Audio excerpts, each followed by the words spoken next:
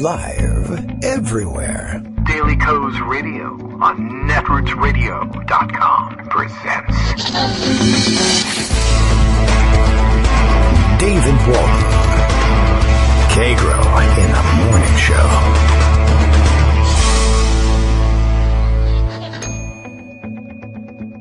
Now, here's David Waldman. Hey, good morning, everybody. How you doing? Friday, October 28th, 2016. Those are the formalities. We're ready to go. Thanks very much for joining us again for another Friday edition of Kagro in the Morning. What have we got? I don't know. There's too much stuff and too many people to hear from to fit it all into 2 hours today, but we're going to give it a shot anyway. Thank you very much for starting us off, as always, with a morning tweet. Bill in Portland, Maine. Daily Coast Radio is live now. Kagro X, that's me. And Dem from Connecticut, CT, of course, the postal abbreviation. That's Greg Dworkin. He's coming soon, too. And Josie Duffy Rice, due for a stop by here on this Friday. All of that added together, plus the 2 hours within which we'll cram it all, equals 12 empty mimosa glasses. It might as well. The news. It's so confused. I don't know. There's some weird stuff happening. I guess we'll get to an awful lot of it, of course, with Greg's roundup. But let's see, we'll be talking at some point, I'm sure, today about, Mark Kirk wins the Racist of the Year award with his comments, I guess, in a debate against Tammy Duckworth, which made the rounds last night. And, we'll fill you in on that story. He's, of course, not the biggest racist of the year, but he gets the Of the Year award for everything ever since, of course, winning, and that would go in scare quotes here, quote-unquote, winning the Intelligence Officer of the Year award, as he claimed in his initial resume, I think when running for Senate the first time. Of course, no, he did not win that, although apparently that is an award. He just didn't win it. So interesting that a guy in trouble for faking his military background not only made some rather racist statements yesterday, but impugned the military backgrounds of the entire Duckworth family, as it turns out. I guess I don't really know her whole backstory, but what I glean from this is that, she is of mixed racial heritage and apparently has some ancestry that goes back in this country all the way to the Revolutionary War, of which she would be justifiably proud, I think, although Native Americans say, who cares? And we'll get to the Native American story of the day later as well. But anyway, there you have it. So some heritage that goes all the way back to the Revolution. In fact, she said in the debate that she was, in fact, one of the daughters of the American Revolution, which is, I guess, something you have to prove with genealogy. And we can talk about genealogy later, too, by the way. And, of course, she also apparently has some heritage from overseas, Thailand, to be specific. That would be a little bit more direct, I suppose. One or another of her parents, I guess. Anyway, he just decided to chime in with that one as she cited her long history, the family's long history serving in the military here in the United States, and his only response to this whole thing is, oh yeah, I forgot that your parents came all the way from Thailand to serve with George Washington. Wow. Well, anyway, he's being appropriately upbraided for that. I think he's in a tight race that he was all set to lose anyway, and this hopefully will be icing on the cake. We can be rid of him once and for all. He's been a terrible senator anyway, and he's just gaffe-prone and stupid, so perhaps this will be it for him. I mentioned the Native Americans, all of them, all at once, in one lump sum. It just reminded me that yesterday we had some interesting juxtaposition of news stories. Of course, we haven't given that much attention to, here on the show, the protest against the new, the Dakota Access Pipeline. We got pipelines coming out the wazoo in this country. We keep protesting one and another and another and another. We just finished with the KXL thing. We got another one here. And the Native American tribes in the area, I mean, it's a deep story, and it's a shame we haven't gone into it thus far, and hope we should have gone into it before it blew up into this situation. But there's a very tense confrontation between Native Americans who have, by the way, some land rights claims there, despite the fact that the company building the pipeline insists that they have the land rights to this. But so now we go back to, well, one company that says we purchased it, and Native Americans pointing to treaties and saying this is actually supposed to be ours. In addition to which, of course, pipelines, which do tend to leak quite a bit and carry toxic chemicals back and forth across vital aquifers, do pose a threat to their source of water out there. At any rate, the confrontation that's taking place has been, it's peaceful in the sense that there are no weapons there, and there's no violence on the part of the protesters. The weapons are all in the hands of the police out there, of course. And like with a lot of these otherwise peaceful protests, the police don't buy into the whole peaceful thing. They come fully armed and with military surplus, and they're all about pushing people off the land. And I mean, they got orders to follow, I guess, but, there's some question as to whose land is this and who has rights to it. And even so, it doesn't even really matter whether or not it actually doesn't matter that much about who's right. Somebody is going to run afoul of law enforcement here, right or wrong, and law enforcement takes that to mean these people need to be bulldozed out of the way or possibly shot, clubbed, gassed, what have you, and hauled downtown. At the same time, of course, we found out that the Bundy occupiers of the Malheur Wildlife Preserve, the federal facility out in Oregon, were all acquitted of all charges, including, by the way, the charges of possessing firearms inside a federal facility, of which we have plenty of photographic evidence. And yet, everybody walked. So that's interesting. So now, having decided that at least in Oregon, it's not an issue for you to be occupying land that doesn't belong to you, even armed, even in defiance of local law enforcement, if that's not really something you can be criminally charged with, then what are we doing wasting all this money bashing people over the head and gassing them in Dakotas? I don't know. Of course, hey, things differ as between states, and, you got to get your day in court, so whatever. But I guess you can. If you're going to point to the outcome in Oregon and say that's right, then I don't know how you don't get around to the same conclusion in Dakotas, unless, of course, you don't care about the people who are protesting over there, and that's essentially the big difference here. So, okay, well, we'll be rooting for a better outcome there. Let's see, I also mentioned one or two other stories along the way, but I have a feeling that we can round them up in more coherent fashion if we just hand the mic over to Greg. Good morning, Greg. How you doing? Hey, good morning. So you can never really tell with that. I mean, is it the obvious people of color versus white people? Is it federal property versus private property? Is it different jurisdictions? Whole thing's weird. There's a lot of excuses, certainly. I've been waiting for them to pull out. I've been waiting for them to pull out the Hobby Lobby excuse. I don't understand. Someone pointed out to me, well, they're on private property, to which I said, well, one, they have different claims, but two, isn't it possible that Native Americans might, for a number of reasons, view property differently, and wouldn't it be a sincerely held religious belief if they did? Where's Hobby Lobby protection for these guys? I don't know. Well, I don't know either. Oh, well, we'll kill them all and let God sort them out. That's the way we usually handle these things. Okay, so let's talk about some polling this morning, because there's some new stuff out there. And as the polls tighten, as they are expected to do, I think that there's a couple of very useful things to remember. A lot of the information we're getting today, as opposed to yesterday when we had a ton of polling, most of which was favorable to Clinton, today's morning polling is not so favorable to Clinton. Not bad, but more Trump favorable, and that's mostly driven by the ABC Washington Post tracking poll. I see. The usual IBD tip poll, which has been very Trump favorable, is now +3 Clinton, so that's actually movement toward her.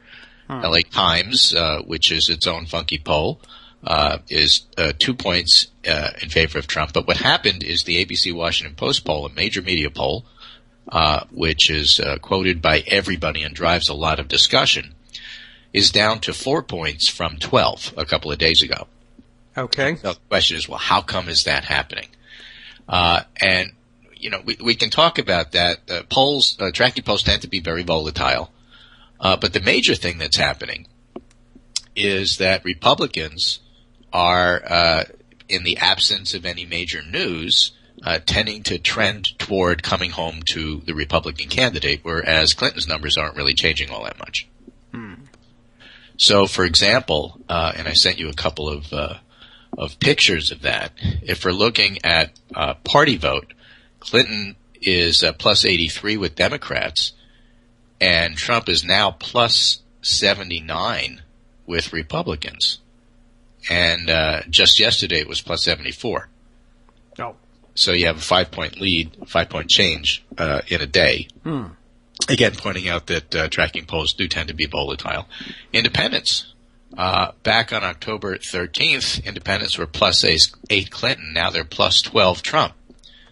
And remember, independents tend to be disaffected Republicans.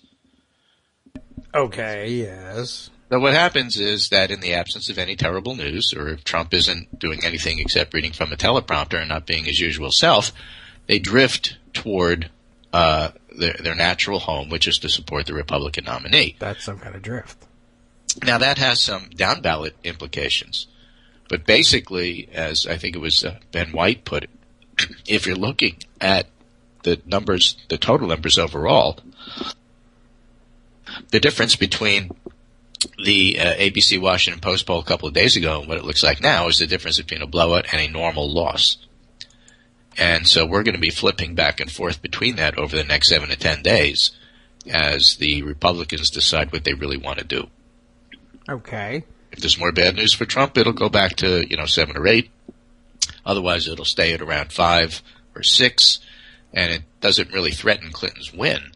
So people get upset about that. It's really the size of the win that we're talking about. Yes. Well, he lost the Finnish American vote yesterday. Yeah. If you're going to lose Ms. Finland, you're going to lose everything. Right. So here's another look at it in terms of age, which I always find fascinating. The 18 to 39 cohort, plus 28 Clinton. The 40 to 64 cohort, finally 0. I'll accept neutrality there, although I'd rather have him be Clinton. And Trump's base becomes the 65 and olders, plus 15 Trump. Huh. That wasn't always the case. No, it was not always the case. Back on October 13th, at least it was 0. The thing about the plus 65s, I think they're just having a whole lot of trouble voting for a woman in the end. It doesn't require any more wrist action or ink from the pen. I'm just not used to it. Huh. Now there's parts, and Armando will be the first one to point out, that if you're going to look at the poll, you can't necessarily say it's totally accurate, because if you go back and look into the demographics inside, there'll be things that bother you. For example, whites are plus 12 with Trump, Hispanics are plus 39, only plus 39 with Clinton, and blacks are plus 86 with Clinton. So it's possible that they're underappreciating people of color. I think Armando's made a point of saying that the entire election. Polls tend to undercount people of color.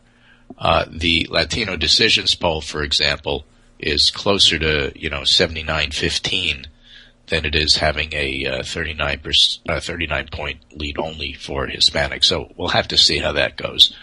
And whereas it's funny because if you ask Republican insiders, their thing today is, well, we think, in fact, everybody in the Washington Post poll thinks that Clinton's going to wind up winning. But maybe there's this secret hidden Trump vote that people are just too embarrassed to tell pollsters about, as if Trump voters are embarrassed, as if Trump voters are the shy retiring type. I see. And therefore, he's going to do better. So the Republican insiders, when quizzed on Politico today, say, well, the Democratic insiders think that Clinton's going to win, maybe, 3-1. And Republicans think, well, she's probably going to win, but, maybe there's this hidden Trump vote, and frankly, that's his only chance. So basically what I'm saying is whether it's Nate Silver doing it from a probability point of view, or whether it's Republican insiders doing it from a wishful thinking point of view, the only way Trump wins is if the polls are wrong. Okay. Get wrong, polls. Right, and that's what they said. Maybe it's wrong because, they're going to change their mind in the last minute. That doesn't happen. Hey, maybe they're wrong because the polls are wrong, because there's always a chance of that. That's why Nate Silver's 538 has a much lower chance of Clinton winning, or a higher chance of Trump winning, than anybody else at this particular point in time. Just to illustrate that, Upshot says Hillary Clinton has a 91% chance to win, and 538 says 81. Huffington Post 98. PredictWise, the markets say 90. Sam Wang says 99. Daily Kos says 95. Yeah. Why is 538 so low? It's not that they read the polls low. differently. It's that they just have to factor in the fact that maybe the polls are wrong. Oh. Well, maybe. I don't believe it. Okay. Now what?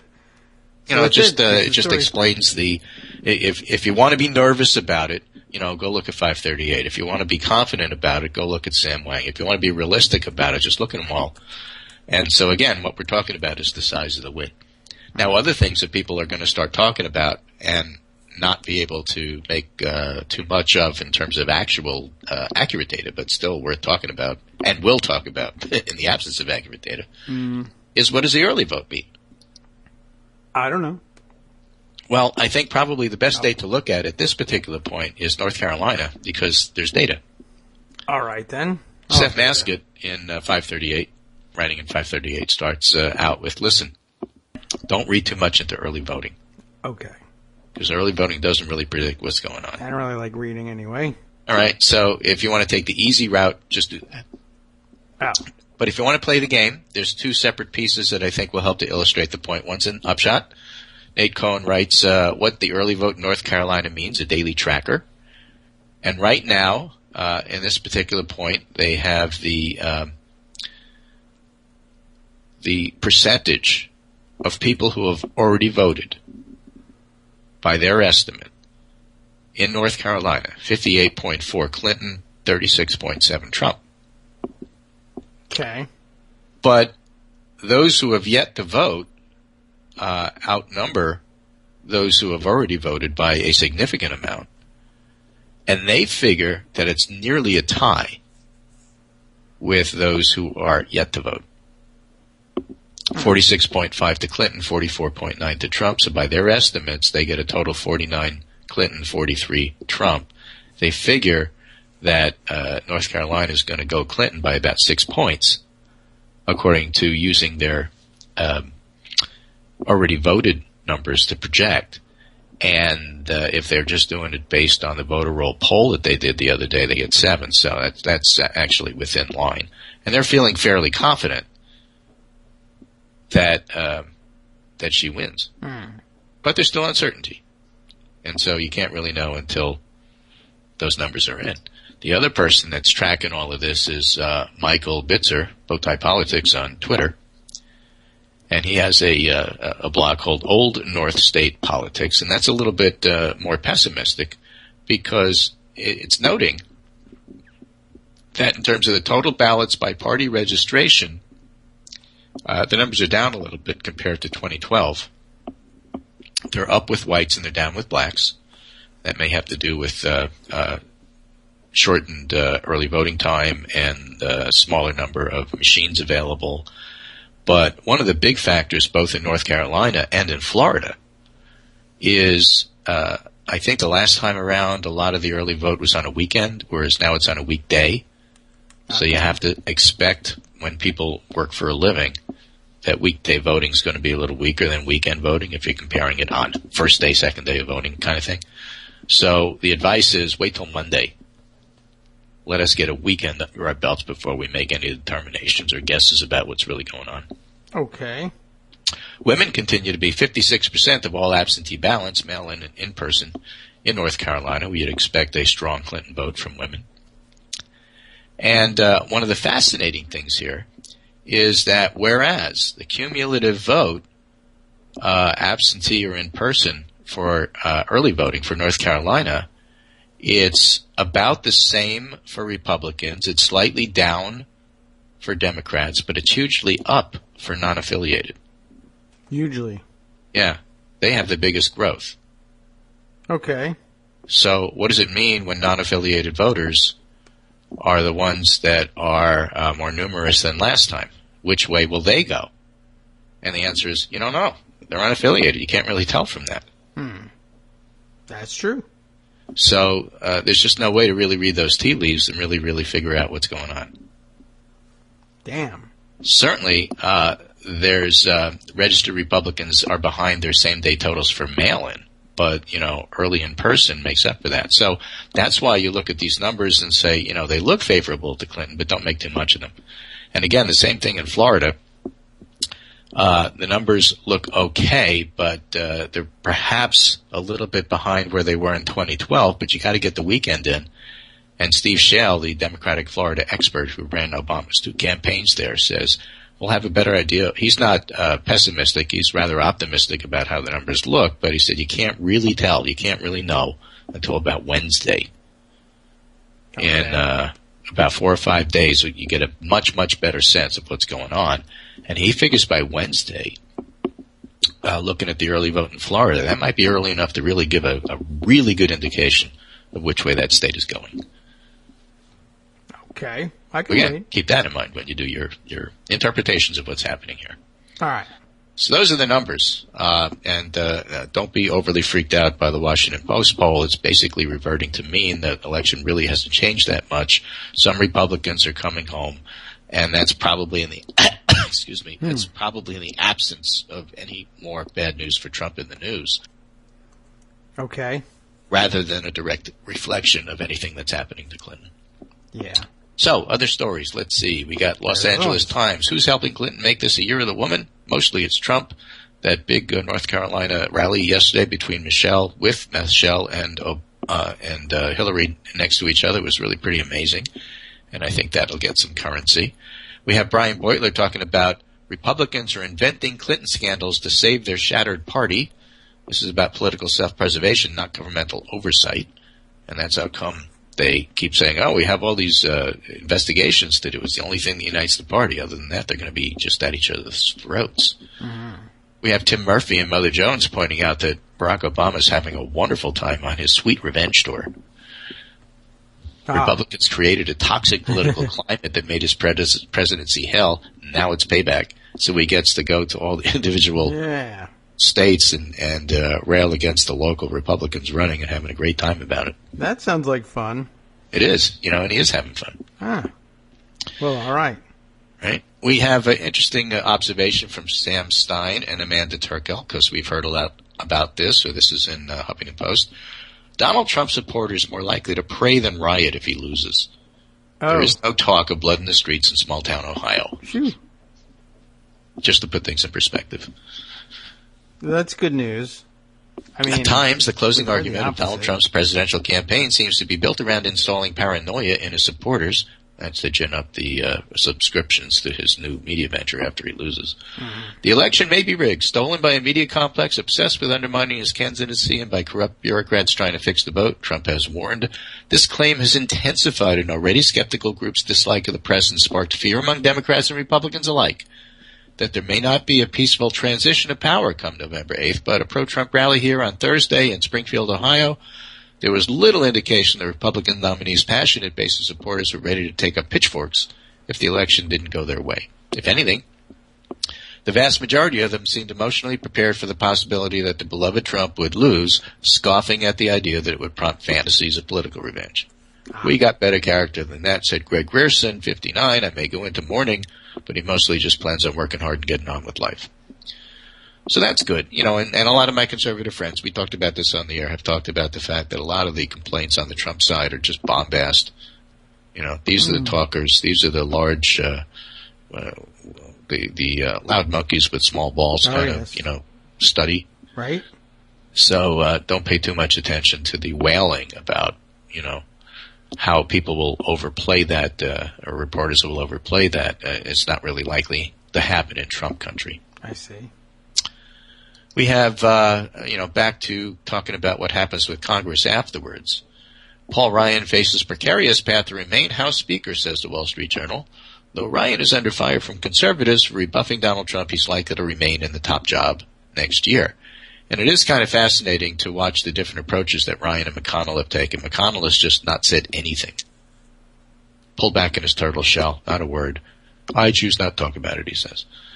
Whereas Ryan, is a little bit more visible, and therefore, plus with the House being a little different than the Senate, draws a lot more fire.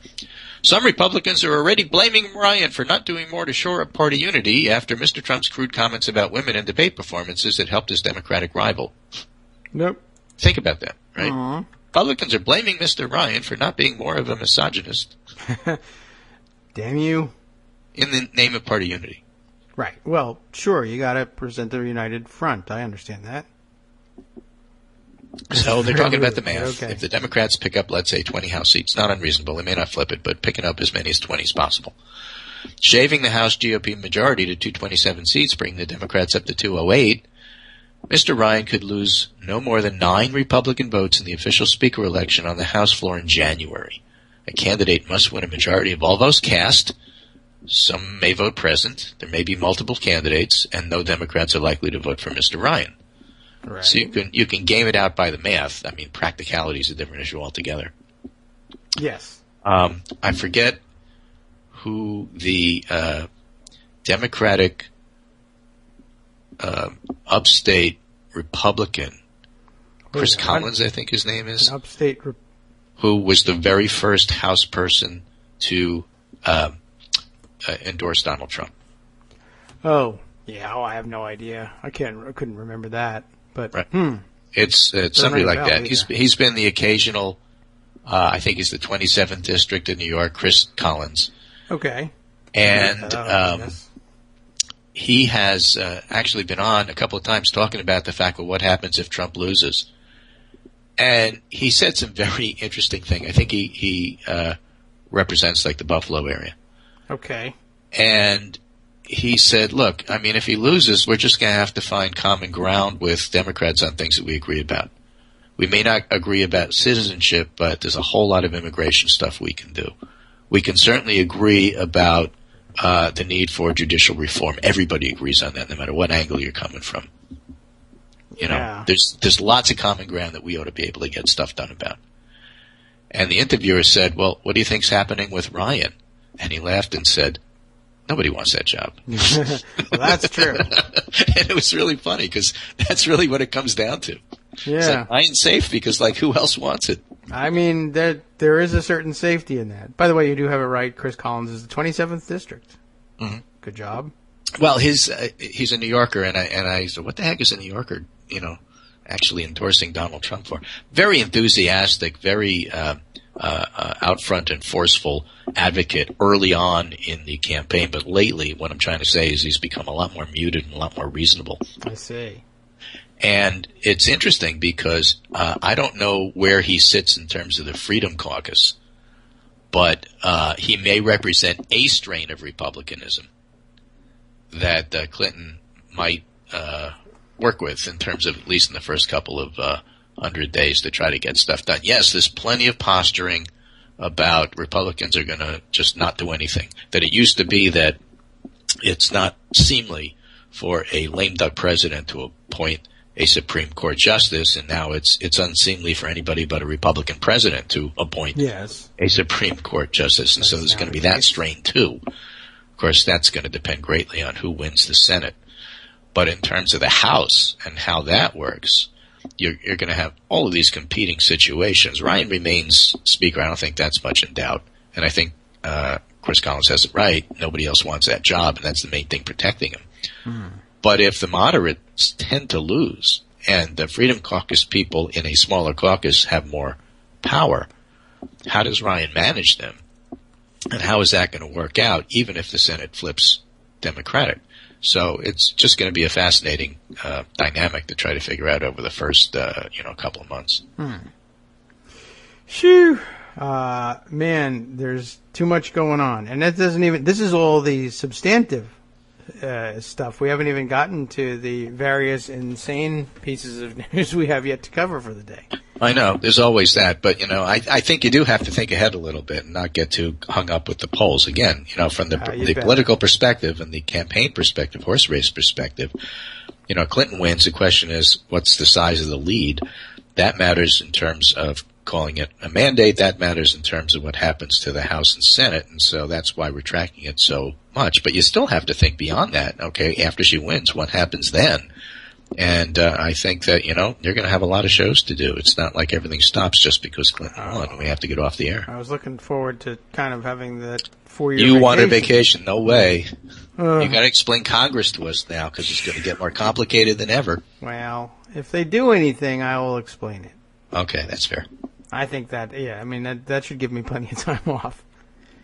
Okay. Well, thanks for that. But leadership struggles are interesting. And I don't think people, civilians like me, really understand them in terms of how they work. You've pointed out that this is, for the most part, a follow the money thing. But is that true with the dynamic of a shrinking Republican majority and a ascendant Freedom Caucus?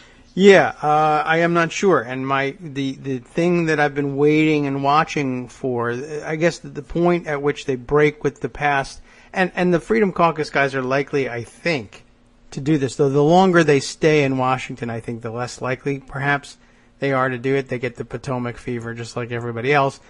But initially, these guys look like the first people who will actually, well, I was going to say they'd be the first ones to actually elect a Republican leader or a party leader based solely on ideology rather than on how much money has been passed out. Although eventually those two things will overlap and some ideologically right-wing person will eventually be there long enough to give out enough money and you won't be able to tell which one wins. But I guess if the most money gets given out and that person wins, then it's still an unbroken streak for the money. But it's a little bit ironic that maybe they really would push through some kind of reform and really would be, and I think a lot of people, party members of both parties, would like very much to see their leaders be strong ideological leaders and be there for that purpose rather than the handing out of campaign checks. Ironically, that also applies on the far right as much as it would on the left. So I guess you got to be careful what you wish for. But so far, all of that is moot, as they have only produced about 12 votes for any other speaker anyway. So hence the reason I sent you that study: the louder the monkey, the smaller its balls. Study finds, or the subheader: howler monkeys can be well endowed in the voice box or the family jewels, but not both. Apply that to Congress and act accordingly. Yes, all right. Well, we'll have to see what happens. I mean, this one we can't really predict until we know the numbers in Congress, and with that too much in flux, it doesn't pay to predict anything yet, but certainly giving you the parameters of how these elections will likely run, that's always worth doing.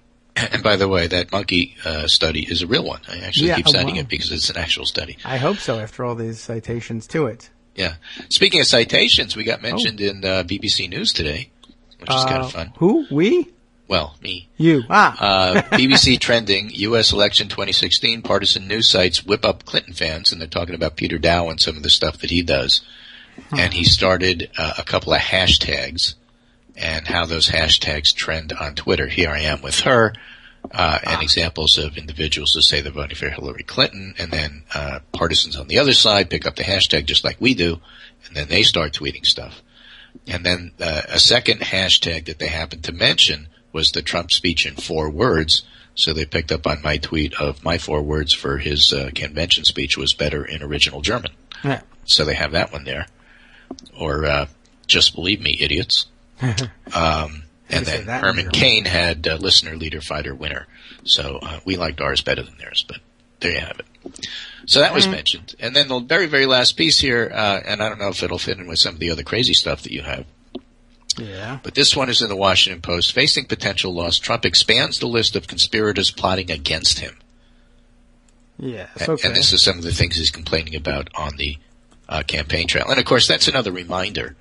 You know, you can look at the polls and the tracking polls and they can drive you nuts, or you can look at the fact that Mike Pence had to be sent to Utah and Michelle Obama was in Arizona to get an idea of what's going on, really. Okay. So as Trump has his continuing rallies, Donald Trump's claim that the 2016 presidential election is rigged against him has become a central part of his closing argument to voters in the final days of the campaign, as the GOP nominee insists a growing range of corrupt public institutions are to blame for his sharply narrowing path to the White House. So now he's talking about establishment leaders from both parties and unidentified, quote, global financial powers, end quote. I read that as Jews. I don't know what he meant. But, you know, it's an unfortunate use of a trope that is only too well known for people who are looking for those dog whistles. Yeah. When the people who control the political power in our society can rig investigations like Clinton's investigation was rigged, rig polls, phony polls, rig the media, they can wield absolute power over your life, your economy, and your country and benefit big time. They control what you hear and what you don't hear, who's covered, how it's covered, even if it's covered at all. That to me sounds like a launch of his new network. Yeah. No danger of a billionaire rigging things so that you only hear his news or what have you. Okay. Or not being able to vote in North Carolina because there's a limited number of, polling stations. Yes. Not that would ever happen. No. By emphasizing such rhetoric, the GOP nominee, who has a history of circulating unsubstantiated accusations, has sown distrust in basic democratic institutions among his supporters. USA Today's Suffolk, released this week, found that more than two-thirds of Trump supporters think the election results could be manipulated, and 43% say corruption will be to blame if he loses. Yeah. So, you know, his own people that he's speaking to, talking about preaching to the choir, his choir is perfectly ready to believe all the nonsense. Yes. Well, I know that they do, and I have a nonsense story ready to go about that, but we'll wait on that one. That's about the end of what I have. Oh, okay. Well, before I get to that piece of nonsense, let me pass on a couple of things here. First of all, interesting comment I thought here from Parlio, who of course is listening from over in Catalonia. Thanks for listening. Yes, thank you. And adding interestingly that polls that undersample perhaps people of color may to a certain extent accurately reflect the difficulty of voting while black in America. In some cases, this could be true. So I thought I would toss that in there since that just did come back up again. The other is sort of another interesting note, and we can talk about your answer perhaps offline a little bit if you don't have anything off the top of your head, but just casually. Gideon, who is also listening from overseas in the UK. Hello, Gideon. He actually asked me yesterday, not even for the air, but I thought I would ask you now. Are there any podcasts that we know of that might be particularly persuasive to conservatives who are perhaps open to changing their minds either about in this election or just ideologically or on policy grounds in general? And of course I said I certainly wouldn't listen to one, but Greg listens to these guys on Twitter every once in a while and keeps tabs on, but I don't know if you know any of them. Dan Diamond has a regular podcast about healthcare, for example, that I think would be very well worth listening to. He has conservatives on like Avik Roy, as well as the progressive policy wonks. Okay, just don't listen now. Right, but as it happens to be totally devoted or mostly devoted to healthcare issues, that's going to be a big one moving forward. And so if you're going to change your mind on the issues, you might as well change your mind on a big one. Sure. So I would highly recommend that. Okay. Well, if anything else occurs to you, certainly. Right, but I guess to put a little bit more nuance in the question, are you talking about podcasts that cover politics, or are you talking about podcasts that cover policy? Because that's always a big dividing line. I don't know. We'll have to get more of his feedback. It also, I'm sure, depends on the kind of... Get back to me on that, and I'll give you an answer about which ones to listen to. Yeah, I would assume it happens. Also would depend on the kind of conservative you're talking to and what's. But okay, I mean, we could certainly make some suggestions. I can't. I'm too busy doing this one to listen to any others. Because if you're just talking about politics as opposed to policy, the other one I would recommend is the 538 podcast because they're pretty neutral in terms of not taking sides. Data driven. I mean, there's not that much to argue with. I would think. So start with those two and then get back to us in terms of what you're really looking for. Okay. Well, there you have it, Gideon. It's a good place to start. I would say those are two good recommendations. Give it a shot. Let us know how that works. Speaking of the other crazy thing I was going to tell you, and the things that Trump people are apt to believe. I put this one aside. Saw it happen. Saw it go by on Twitter early this morning. Let me grab it because I did get it into Pocket. Perhaps you saw the tweet or my tweets about it. It comes from Katie Natopoulos, who, let's see, that's a BuzzFeed writer, Katie, and she passed this one on here. Did you see this thing? In Pennsylvania, people are calling the cops to report voter fraud in action, as they say. No. Did you see this thing? On genealogy hobbyists who photograph headstones, apparently grabbing a story from a genealogy Facebook page warning people, be careful out there so you're not suspected of voter fraud while taking photos in a cemetery. This took place in the Hamilton, Ohio area, and a person named Leah Edwards posting the story of basically driving by a local cemetery and seeing a person walking around in the cemetery with a clipboard and a camera, taking pictures of grave markers and taking notes. And it occurred to Leah Edwards that she ought to call the police and report that this was obviously a voter fraud operation in action, taking the names of dead people that they could, I guess, vote with, and I guess going to the polls on November 8th and trying to impersonate dead people. The police did show up, and on Leah Edwards' own Facebook page, she posted a follow-up saying that she heard back from the police that, in fact, this was a person saying, I'm an amateur genealogist and I'm taking pictures and notes on people who will go in my family tree, and I'm a little pissed that the police would come. But interestingly, he did offer them an excuse that they were willing to take in case they didn't believe the genealogy excuse. He said, I'm a registered Republican. Well, then you couldn't be engaging in voter fraud. We'll leave you now, sir. So that's new also. A new thing you can tell the police is, it's okay, I'm a registered Republican. That's good to know. In trouble. So pocket that one. I think, we should extend this. I think that they should start suspiciously looking around hospitals for people in white coats and stethoscopes and clipboards, because obviously we're trying to keep track of all the sick people. Yes. People who might steal their soon. identity while they're in the hospital so we can go vote in their stead.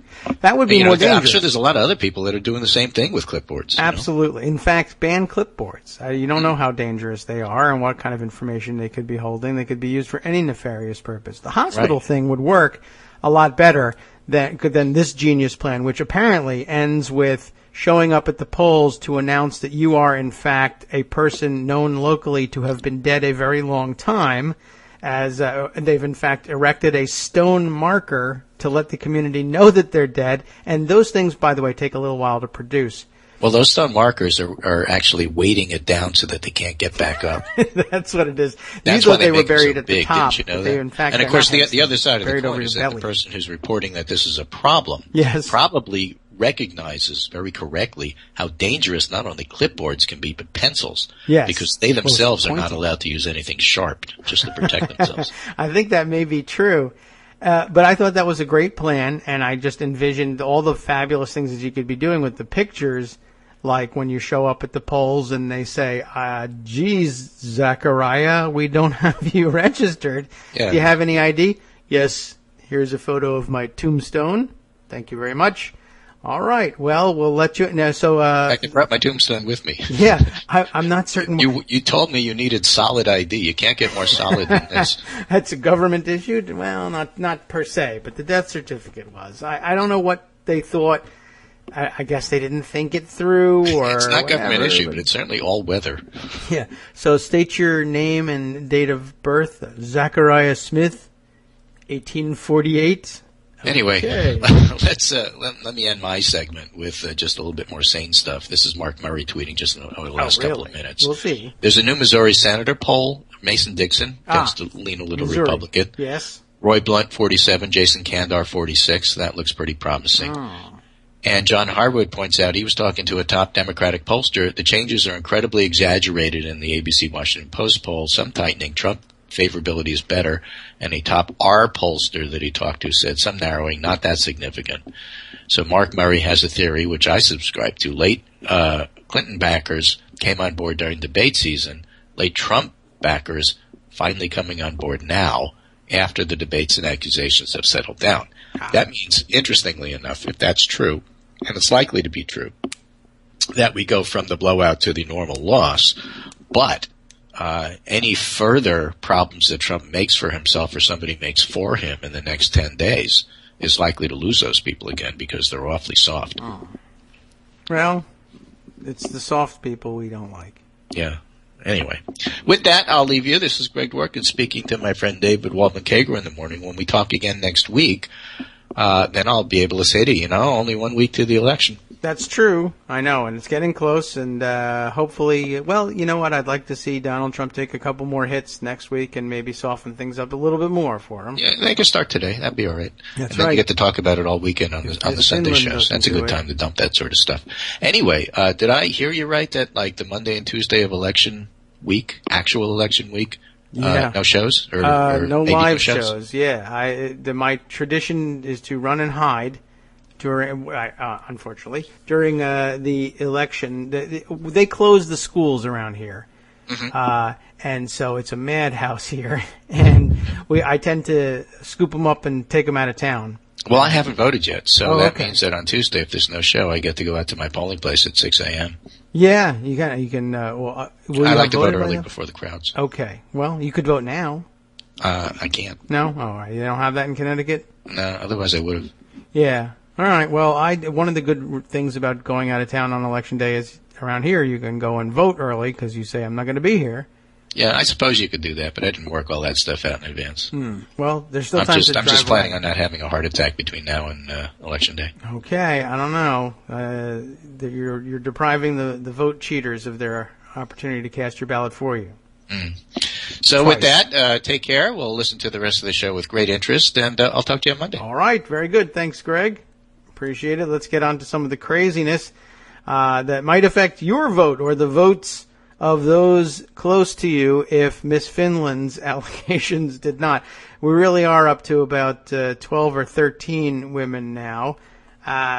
Miss Finland from the Miss Universe or whatever contest, I guess, was the latest go-round. I don't know if that's sunk in. Apparently, on a visit to the David Letterman show with a couple of the contestants, including the winner, he posed.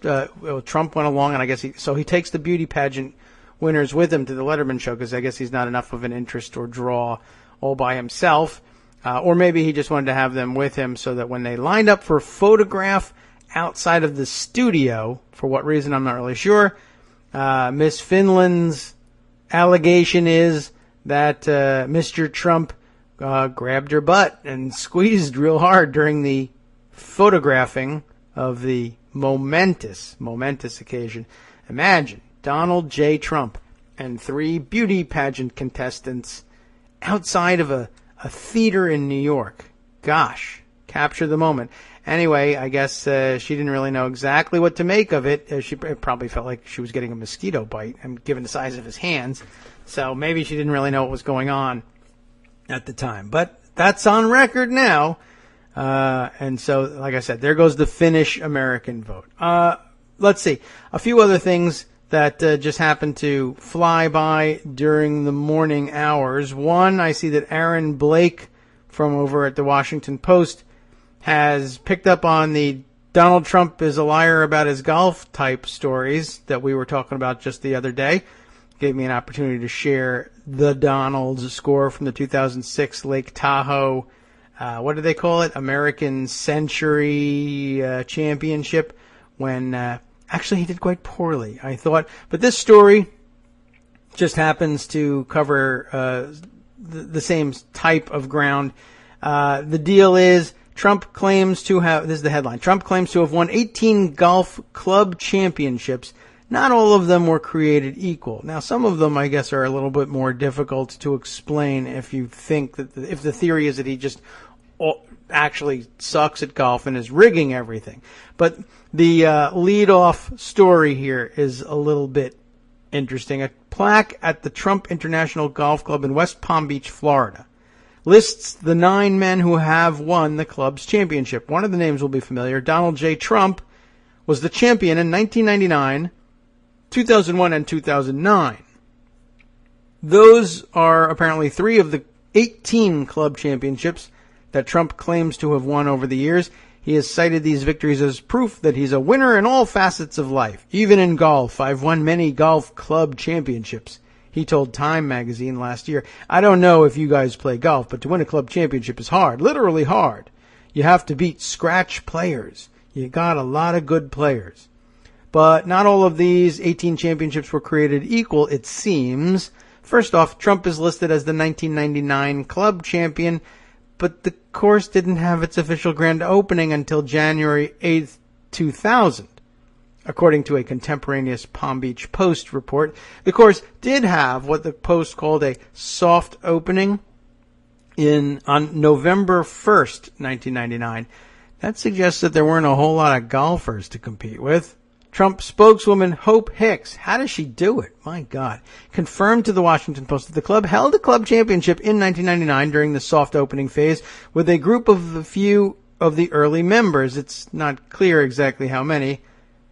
So very interesting. So somewhere between November 1st and the end of 1999, and you can of course be playing golf there in Palm Beach, Florida during those dates, but they had to find a field to fill out a club championship with 2 months to squeeze it in, and they must have just got the cream of the crop. What about here's another question about the plaque as well. What about 2013? And that wasn't among the years listed previously up here, right? He had the plaque said he won in 1999, 2001, and 2009. Why 2013?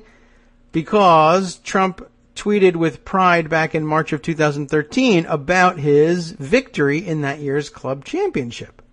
What a strange thing. Just won the club championship at Trump International Golf Club in Palm Beach. Lots of very good golfers. Never easy to win a CC, club championship. March 19th, 2013. So that's interesting. And those years, I guess in 2013, the club championship was in March. In 1999, it just happened to be sometime in November or December. Whatever. There's another tweet here also from March 19th, 2013. Golf match. I've won 18 club championships, including this weekend. And he's taking a swing at Mark Cuban in this. In 2013, Mark Cuban swings like a little girl with no power or talent. Mark's a loser, he tweets on March 19th, 2013. But here's the thing. Trump's name is not listed on the plaque as the 2013 champion. And there's a photo of the plaque to prove it. In its place is Tom Roush, R-O-U-S-H, who would later go on to win again in 2015 and 2016. The reason? Trump conveniently left out a pretty important modifier.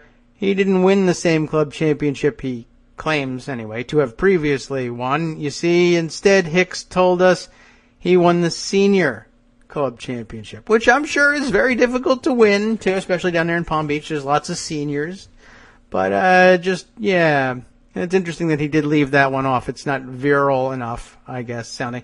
I've played a lot, and I've played well, Trump told the Washington Post's Ben Terrace last year. There's very few people that can beat me in golf. And an exhaustive investigation into Trump's game revealed that he was indeed a very good golfer, reported Terrace, just maybe not as good as he says he is. Of course, I remind everybody to look at his score that was posted in the American Century Championship in 2006, back at the last time, or the only time that I know of anyway, that he's played at a tournament that wasn't under his control in some way. And, the score speaks for itself. What was it, that he managed there? I forget exactly what it was, but we averaged it out. It was scored by the Stableford system, so they didn't have a round-by-round stroke score, but they did have a total stroke score over the 3 rounds that he played, and of course it netted him a 62nd place finish with a 268, averaging just under 90 strokes per round, which is not any kind of hardly anybody can beat me at golf score. He didn't play this championship all that often, but it does turn out that I think in 2005 he posted some results, and they were considerably better and averaged closer to about 80 strokes around, which is, that's a good amateur score. Yeah, here we go. In 2005, he posted a 241. So 241 strokes over 3 rounds is an 80.3 on average. A good score, not a great score. And in terms of does it hold up with the claim that there are very few people who can beat me in golf? You tell me. There's a very few people that can beat me in golf. I can tell you that in 2005, when he played nearly 10 strokes around better than he did in 2006, I can give you the name of, in this case, 41 golfers who managed to make it to Lake Tahoe on the same days, who aren't professional golfers, who can beat him at golf. Would you like to know who they are? Just quickly, I guess we do have time for that. Billy Joe Tolliver, Trent Dilfer, Rick Rhoden, Chris Chandler, Mark Rippon, Dan Quinn, Al Del Greco, Pierre LaRouche, Dan Marino, Vince Coleman, Tommy Maddox, Dick Anderson, Joe Theismann, who once had his femur snapped in a game, but came back to become a good golfer, I guess. Neil Lomax, Grant Fuhrer, Jeremy Roenick, Marshall Falk, a lot of football players here, Steve Bartowski, Maury Povich, the famous football player, Maury Povich, kicked his ass, came in tied for 18th, by the way, at 225 strokes. He beat him in 2006 as well. I was kind of enjoying that. I don't know why Maury Povich, being a great golfer, surprises anybody. He's got plenty of time on his hand. Averaged about 75 strokes around. Yvonne Lendl beat him. Mike Schmidt, John Elway, Sterling Sharp, Vinny Del Negro, Dan Majorly. That's a name that doesn't immediately ring a bell, so I'm hoping I didn't destroy his name. Danielle, oh my goodness, beaten by a woman. Danielle Amie, A-M-I-E-E. Who is that? She must be a celebrity of some kind. I'm going to look that up.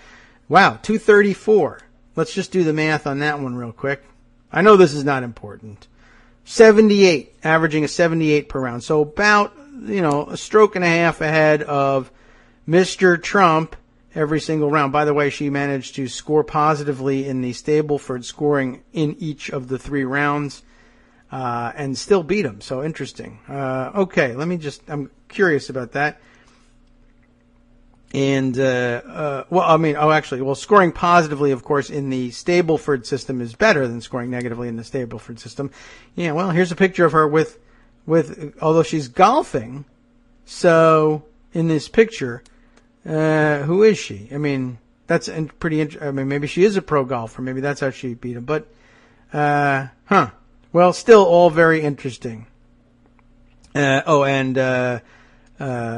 Justice is giving me some info in the background here about the people whose names I mangled. I guess Danielle Amie, I don't know how she pronounces that one, is a golfer, an LPGA golfer, at least in the past. So when it comes to being a pro golfer, one of the women can beat him. That's just one. But that's good. I guess that's to be expected. That was the excuse he was willing to accept for when Ivana kicked his ass on the ski slopes, and that pissed him off so much that we talked about yesterday. Oh, yes, that was the thing I owed to Scott and didn't put in a link to in the summary. I got to make a note to myself somewhere about that one. There's no chance I'm going to remember that one. For later. Oh, you hear me writing it? Okay. Then I guess for the rest of his life, he told everybody that Ivana was a world champion skier, but she wasn't. But that, at least, gave him the excuse that he was looking for as to why it was okay that this woman was able to ski better than him. So the name that I had pronounced incorrectly before, Majorly, is pronounced Marley. A guard for the Phoenix Suns. Basketball. Yeah, no chance I was going to be able to pick that one up. Thank you, Justice, for doing the manly duty of knowing who the sports stars are here. So who else beat Donald Trump just in those 3 days in 2005? Just happened to randomly show up for a celebrity golf tournament in Lake Tahoe and kick his ass?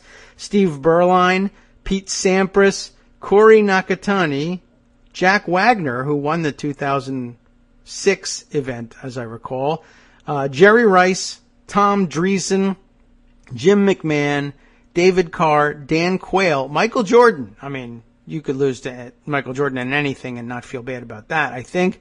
Steve Kerr, Ahmad Rashad, Johnny Bench. Wow.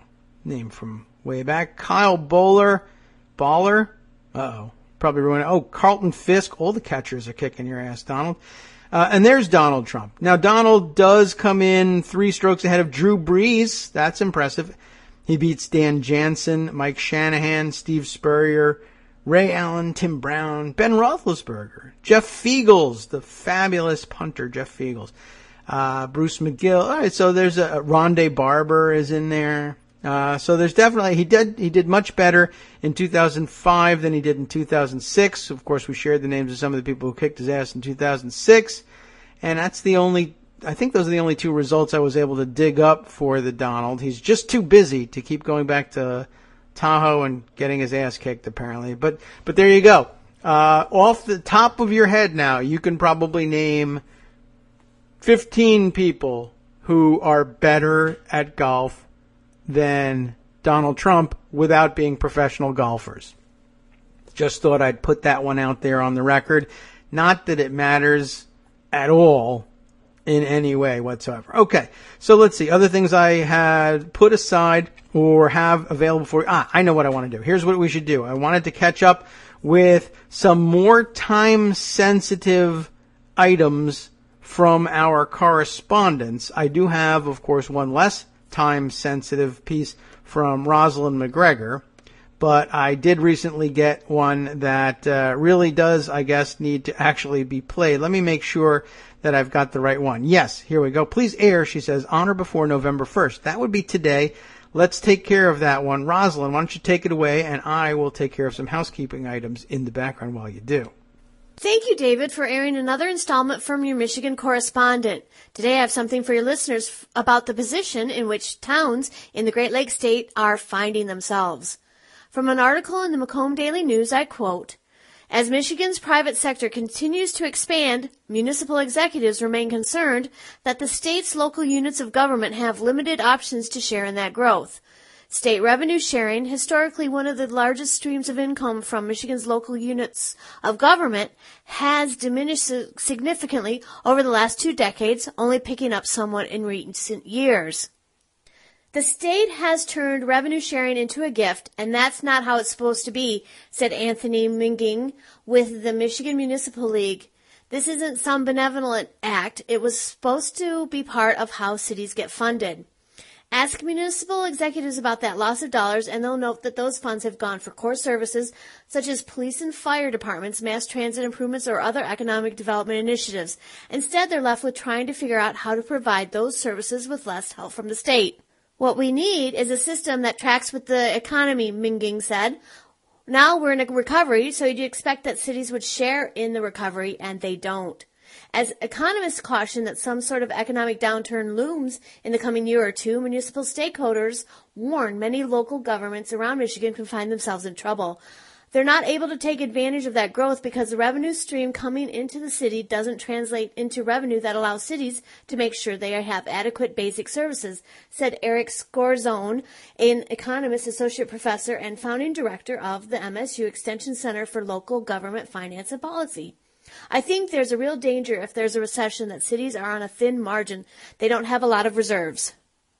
State revenue sharing has served as a source of funding for Michigan cities for decades. The state started doling out tax revenue, largely from sales tax, to local units of government back in the late 1930s.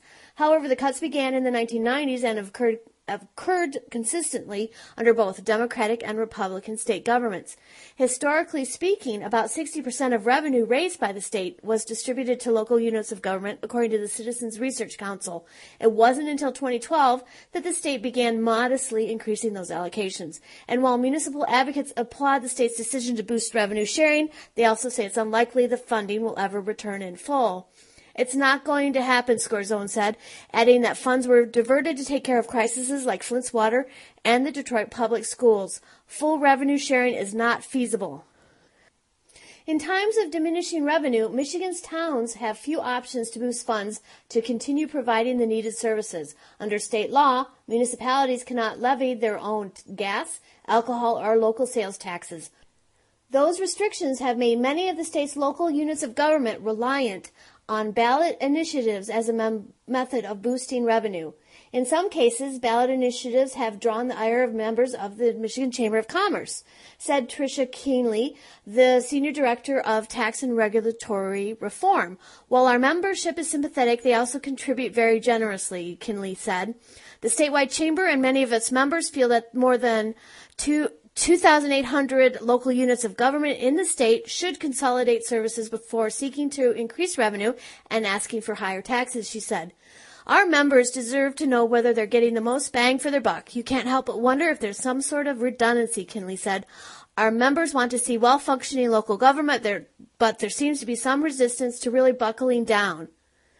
So with strong Republican control of the legislature and business special interests against Michigan communities, a group of cities gathered together to try to find a different solution to the disinvestment from the state capital. From an article at mybiz.com, I quote, Governor Rick Snyder likely considers the Flint water crisis the watershed moment of his time as governor, but that could change depending on the outcome of efforts led by East Point City Manager Steve Duchesne. While solving the disaster in Flint, where failures by state, local, and federal officials left the city with poisonous water, is costing millions of dollars to fix, that's a drop in the bucket compared to demands from the Taxpayers for Michigan constitutional government. The nonprofit group wants Michigan to make good on its apparent violations of the voter-approved Headley Amendment. We're not talking loose change here. According to figures from the Michigan Municipal League, the state shortchanged communities and school districts to the tune of $7.5 billion since 2002. Flint was out $54.8 million. Could that money have been used to avoid the switch from using the Detroit water system, thus preventing the crisis? It's only speculation. Let me pause here and remind our Kagro in the Morning listeners that Flint was in the hole to the tune of $15 million when an emergency manager was imposed on the community. Back to the article. What isn't speculation is that Michigan communities have been forced to reduce services because of the reduction in state funds. This happened because the state refused to allocate the percentages of revenue-sharing funds required under the Headley Amendment. The legislature also passed bills that require local funding without providing the money, another violation referred to as an unfunded mandate. The Taxpayers for Michigan constitutional government filed a lawsuit in the Court of Appeals to force compliance with Headley. The group had a rather austere start. Mock and Duchesne were having lunch at a local Olive Garden restaurant, and Duchesne kept complaining about the cuts in revenue sharing. Why don't you do something as cities and not just complain, Mock responded. Through the work of Mock, Duchesne, a couple of Wayne State University law students, and attorney John Philo of the Sugar Law Center, the Taxpayers for Michigan constitutional government was born. Mock is working pro bono, and the initial group of 15 communities each paid $1,500 each to help defray the cost of the upcoming lawsuit. Past shortages of funds will not be sought. We don't want to go do to the state what they've done to us, Duchesne said, noting full recovery would have a great adverse impact on the state budget. We're a team. We should all adhere to this. Michigan's Attorney General Bill Schuette has refused media requests to respond to the probable lawsuit, which his office would have to defend. But if for years state officials were violating the Michigan Constitution, where was Schuette? Makes us wonder who was asleep, Duchesne said. Since this article was published, the state has informed Taxpayers for Michigan constitutional government it will have an answer to the suit on November 1st. If anyone is still wondering why Flint was allowed to poison its residents, it was a combination of repeated annual disinvestment in cities, townships, and counties in Michigan, plus the awful emergency manager law pushed by the Republicans in Lansing. I will send this back to you, David. Rosalind McGregor signing out as the Kagro in the Morning Michigan correspondent. I love the formality with which we begin the segments now, Rosalind. Thanks very much. Important thing, and we could totally make a theme out of this one. Totally. make a theme out of this because it's happening everywhere. As a matter of fact, I do have another contributors segment here from John R. in Texas, also focusing on budget cuts down that way. And as Texas much in the news in the election season these days, perhaps we'll roll this one as well. And guess what? Why, there's news from all over the place, budgetarily speaking, especially in the disaster that is Kansas. I don't have a recorded segment about that one, but let's roll John's report from Texas, too, just to wrap this up a bit. This story is from the Texas Tribune, October 4th, 2016, by Edgar Walters. East Texas children lose therapy services in budget cut fallout. Nearly 300 East Texas children with disabilities who are part of the state's early childhood intervention program have no one to provide them with medically necessary therapies after the region's lone provider closed its doors this week in response to hefty budget cuts ordered by state lawmakers. Another 500 children in North Texas are likely to lose their provider at the end of October as a result of budget cuts ordered by the legislature in 2015. The Tyler-based nonprofit Andrews Center told state officials months ago that lower reimbursement rates would force it to stop offering services for infants and toddlers, including speech, physical, and occupational therapies, and coaching families on caring for high-needs children. The center formally withdrew from the early intervention program on October 1, and Texas health officials are now scrambling to plug the gap in services for children up to 3 years old who are entitled to early intervention care under federal law. Deep cuts in the amount of money the state pays providers have left officials unable to find a replacement despite months of advance notice. When state lawmakers drafted a 2-year budget in 2015 that slashed $350 million from the state Medicaid budget for children's therapy services, they ordered state bureaucrats to perform a delicate balancing act, figure out how to pay for therapy providers less money but continue to ensure children's access to care while doing so. With the Andrews Center's decision to withdraw from the program, the state appears to have publicly admitted for the first time that it could not achieve both goals. A letter sent by the Texas Health and Human Services Commission to the families who received care from the Andrews Center said that their children may experience a break in treatment despite a requirement under federal law that children with disabilities have access to early intervention services. Quote, "I understand how important ECI services are to your child," wrote Rosalind Willis, who leads the state's Early Childhood Intervention Program, which serves approximately 50,000 children with disabilities and developmental delays in Texas each year. "We are doing everything to minimize disruption in services," unquote. The Andrews Center, which could not be reached for comment, served about 300 children in 7 counties in East Texas. The next closest early childhood intervention program provider is based in Longview, about 40 miles east of Tyler. A lawsuit filed by for-profit therapy providers delayed the state's $350 million cut for more than a year and argued that the cuts would cause children to lose services. The for-profit providers argued the payment cuts from Medicaid, the federal state insurer for the poor and disabled, would reduce their revenue by up to 25% and cause many businesses to close their doors, harming medically fragile children. State health officials have said Texas Medicaid overpays for therapy services in comparison to private insurance and programs in other states. The Texas Supreme Court recently handed the state a victory by tossing the lawsuit, allowing the cuts to move forward. The payment reductions also hit nonprofit providers. Though the Early Childhood Intervention Program receives its own dedicated stream of federal and state funding, nonprofit providers bill Medicaid to pay for the bulk of their services. Child welfare advocates have warned that the Medicaid cuts would cause providers to drop out of the program. Quote, "It is devastating to see that children with autism, speech delays, Down syndrome, and other disabilities won't get the services they rely on because our state legislators cut funding for ECI and have enacted rate cuts for pediatric therapies," said Stephanie Rubin, chief executive of the advocacy group for Texans Care for Children, in an emailed statement. 3 providers in the Early Childhood Intervention Program announced this year that they would withdraw from the Early Intervention Program. The state was able to recruit a replacement for one of those providers, Emergence Health Network in El Paso. Another provider in the North Texas Rehabilitation Center in Wichita Falls, which serves about 500 children each year in 10 counties, will stop offering early intervention services on October 31st. State officials said Monday that they have not yet found a provider to take its place. Charsley Flynn, the Early Childhood Intervention Program Director at the North Texas Rehabilitation Center, said the center's decision to stop offering services came down to financial pressure.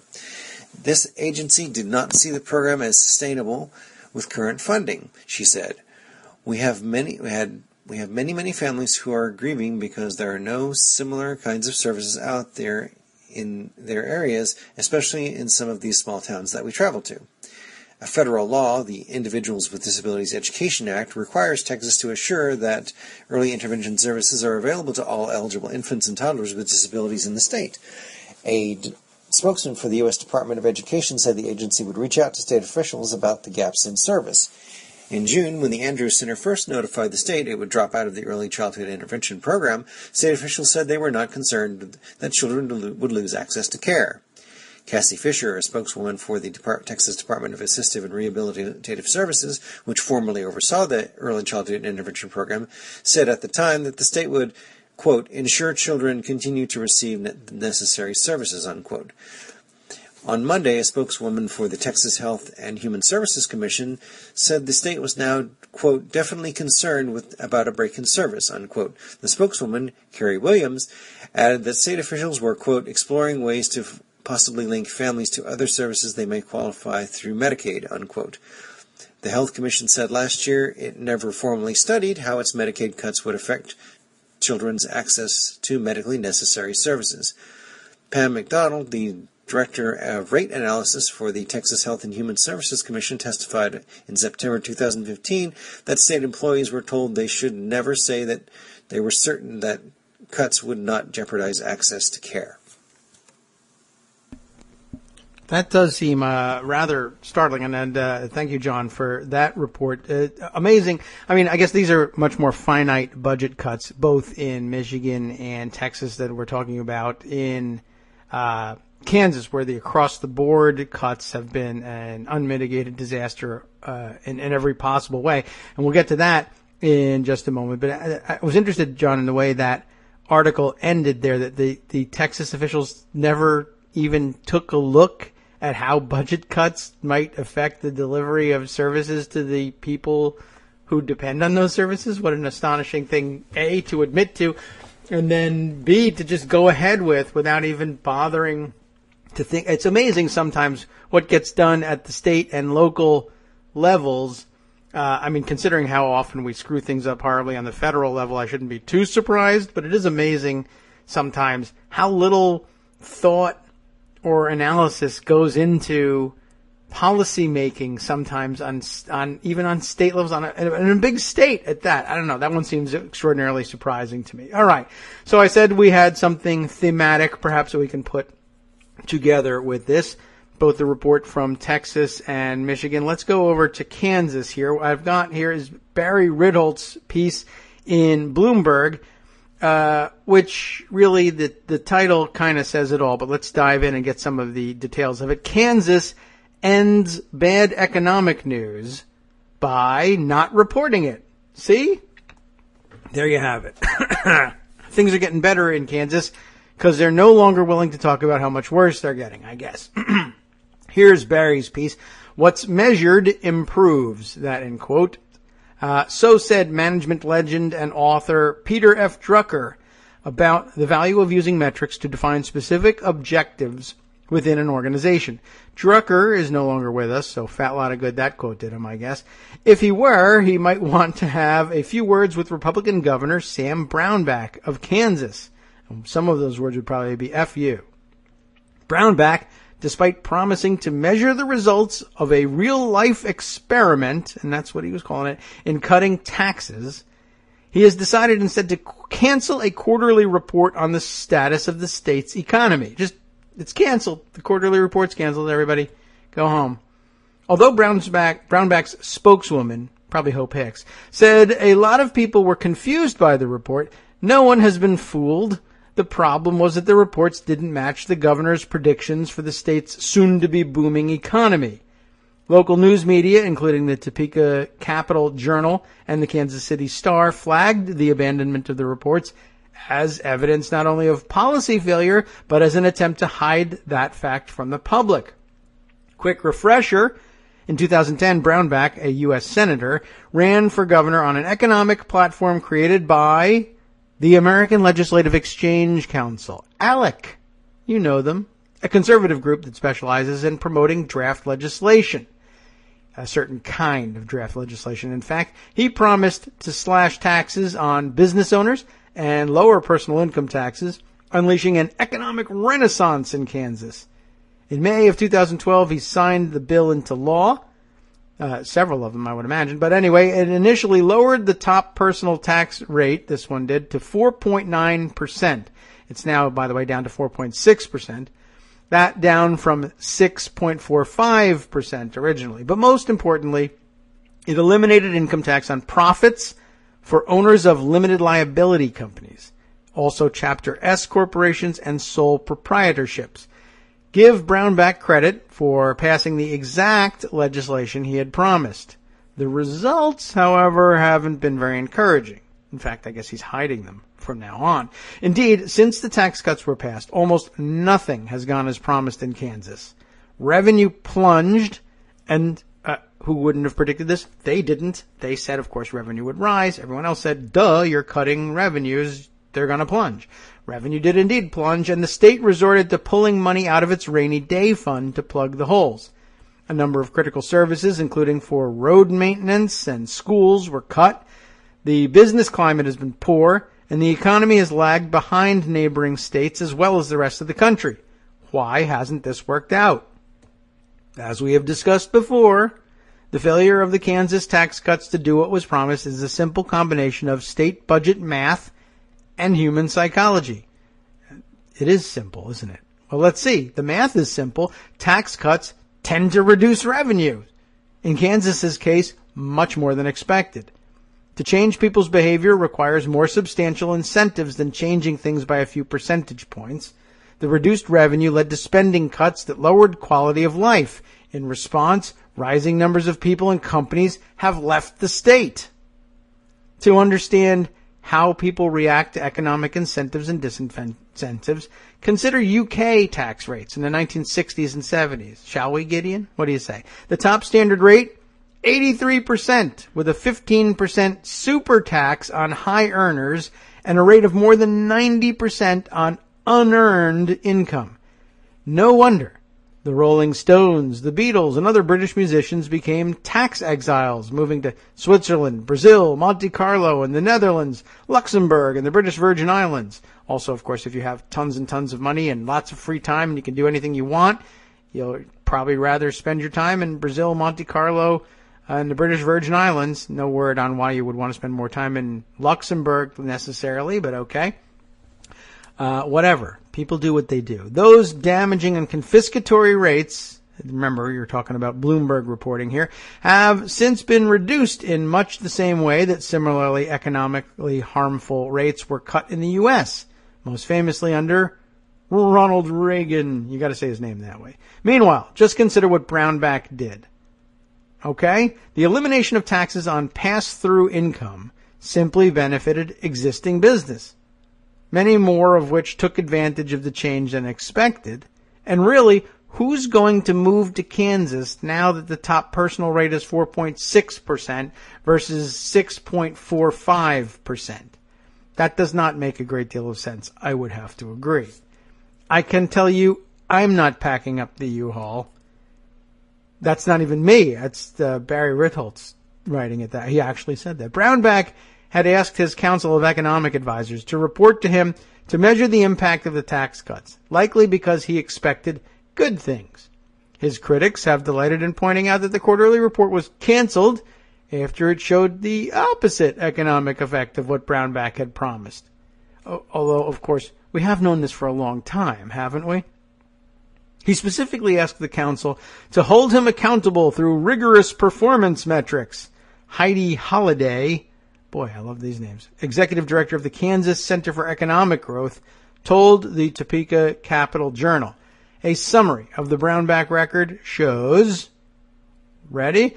Bullet points here. Kansas's gross state product fell behind the 6-state region and the nation for the third straight year. Kansas's gross state product grew at a faster rate when compared to the region and the nation in 3 of the 5 years before Brownback took office in 2011. So, objectively speaking, Brownback put the brakes on the Kansas economy and dragged it to a near halt. That's the way I would summarize that. Bullet point number 2.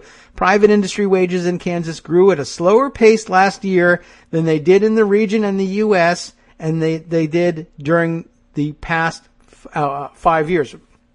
I've mangled that one a little bit, but again, private industry wages in Kansas grew slower last year than they did in the whole region and in the U.S. as they did during the previous 5 years, okay?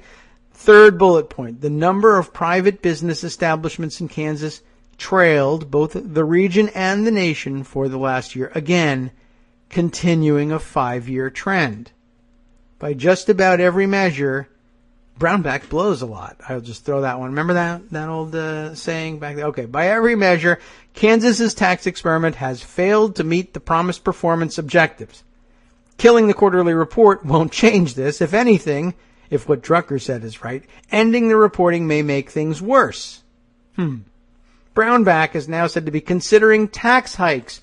Stroke the beard. Who would have guessed? He has paid the deserved price for his errors. No, he hasn't. Being bounced right the F out of office would do that.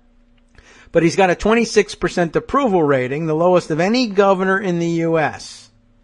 Even the one who's currently facing a corruption trial in New Jersey, I guess. The people of Kansas have paid a bigger price, and of course we'll never get any of that back, I'll editorialize again, which is why leaving him in office with a 26% approval rating isn't really much in the way of payback. Thanks very much.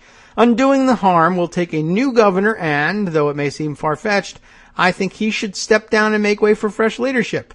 Absent that, all we can do is to call out misguided economic beliefs wherever they appear. Well, that didn't do us any good either. We were able to call those out and had objective proof that they didn't work before Brownback was governor of Kansas, and it didn't work, and they didn't care, and they did the same thing anyway, and voila, the results are exactly the same.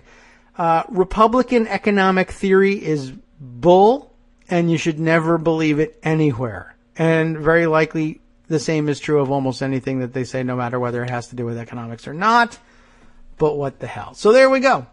It's a hell of a theme. Budget cutting everywhere and eliminating essential services everywhere. I don't know anywhere where you can still claim that that is working out, or frankly, don't know of any place, I guess, where anybody ever did try to make the claim that it was working out in the past and then abandon it, because it just never did. All right, a little bit of a housekeeping news update here for our show. I've been in touch in the background with Josie Duffy Rice. It's a busy Friday. She offered to come by for a couple minutes at the end of the show, or to push the appearance to Monday. I think we're going to take her up on the option there and push to Monday. Sounds like it's better for her, too. And it's a tough thing to try to squeeze in just one or two good stories at the end of the show. But we'll give her, why don't we give her the weekend to get, even more and better stories, and maybe just a little bit more time to air them out on Monday. So we'll look forward to checking in with her there. What will I do in the meantime? A couple more things I could update you on, including, by the way, let's do a little bit of a thematic shift. There are a couple of interesting gun-related and gun-fail-related stories that I might weave together into a mini theme here for you.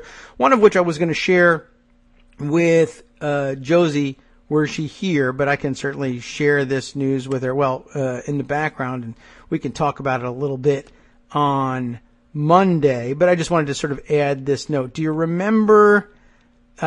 Josie wrote this up at Daily Kos sometime back when it actually happened. We had a a ridiculous gun fail incident in Guns Everywhere, Georgia, believe it or not. Do you remember the story of Tex McIver, who was so frightened by the prospect of running into Black Lives Matter protesters when he and his wife were being driven home from their weekend ranch property to their Tony apartment in a upscale section of Atlanta, that he felt it necessary to take the gun out, take out I think it was a revolver, like a .38 revolver, and put it on his lap in case they were approached by any dangerous-looking, people of a certain complexion, let's say, and then he'd be able to shoot them and kill them. But he was so concerned about, of course, being savaged by wilding Black Lives Matter protesters. The protest, of course, had ended the day previous and had been entirely peaceful. But hey, whatever. But he was so worried about it that he fell asleep during the trip, remember this? And then was startled awake by hitting a bump in the car and fired the gun and killed his wife. In case you haven't caught up with the story yet. Well, that seemed rather ridiculous. And of course, Josie wrote it up because, of course, that bit about him being, he's blaming having accidentally shot and killed his wife at being so scared of Black Lives Matter protesters that, I don't know. It's all supposed to go away now because everyone can understand that. And by the way, it's a common thing among a certain kind of ultra-conservative and sometimes very rich, but sometimes very poor white person too. So anyway, I thought that was a hell of a story. She did too. She wrote it up. There's a little bit of a twist on that.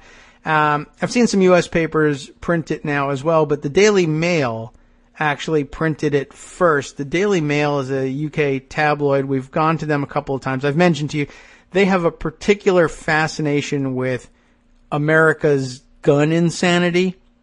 So it's really kind of interesting because I think they're kind of right-leaning and tabloidy, but they're really fascinated by America's gun problems, and they are frequently the only ones willing to publish, lots of detail and occasionally the pictures of, particularly when children are involved, pictures of the kids who have been killed, which I think is extraordinarily important for us to see here in America, which is why I keep that one Pinterest board of the faces, wherever I can get it, of the kids under 14 who are accidentally shot to death every year in the United States. And sometimes only the Daily Mail is willing to find and publish their photos. I guess here, being a little bit closer to it, we have sensitivities about printing the pictures of kids, but I don't know. Very often we print them ourselves, and very often they're posted on Facebook anyway, and very often they're posted on GoFundMe.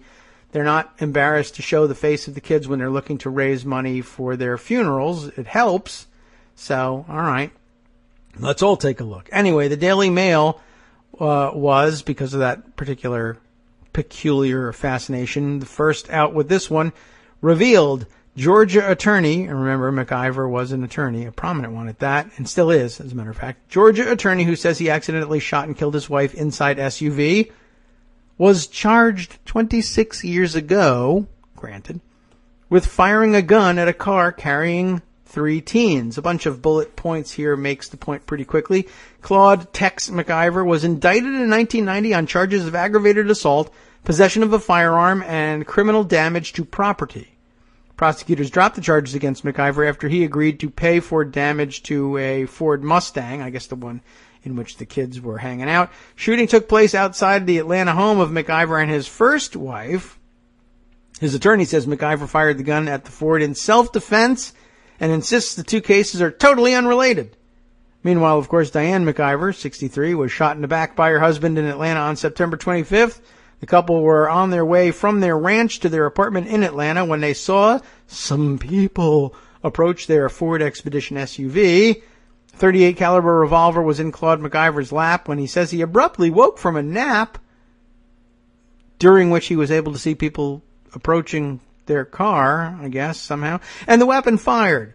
MacIver has passed the polygraph test miraculously, during which he was asked if he intentionally or knowingly shot his wife.